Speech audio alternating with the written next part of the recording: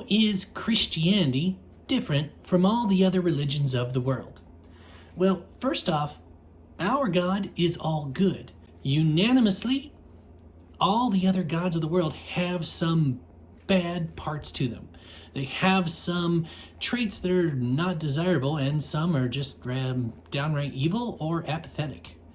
But the Christian God is the only one that is 100% good and 100% powerful.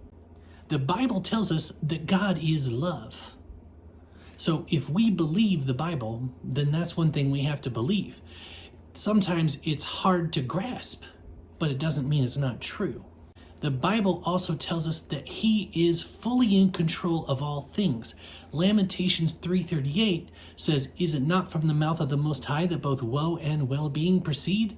When you combine that with Romans 8:28, where it says, "All things work to the good of those who love God and are called according to His purpose," then you can see that with Him being in charge of everything and all things working to your good, He is an all-powerful, all-good God, and there's nothing that you really have to worry about. The second reason why Christianity is different than all the other religions of the world is Christianity is the only one where God's already done all the work.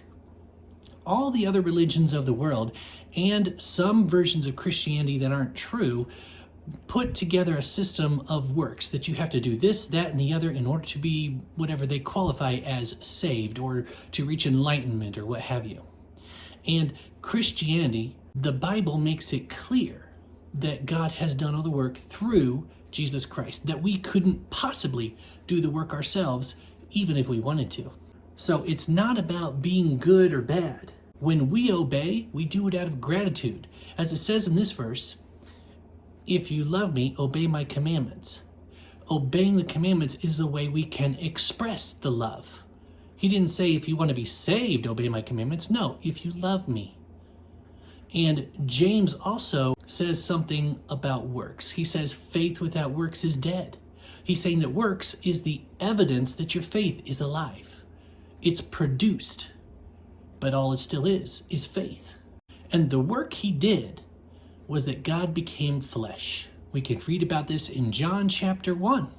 He also lived a perfect, sinless life because He was born sinless. There have only ever been 3 humans who've ever been sinless, and Jesus is the only one who made it to the end. But He did it so that when He died on the cross, that perfect life gets counted to our account. So when God looks at us, He sees Jesus' perfect life. And when He looked at Jesus on the cross, He saw our sin.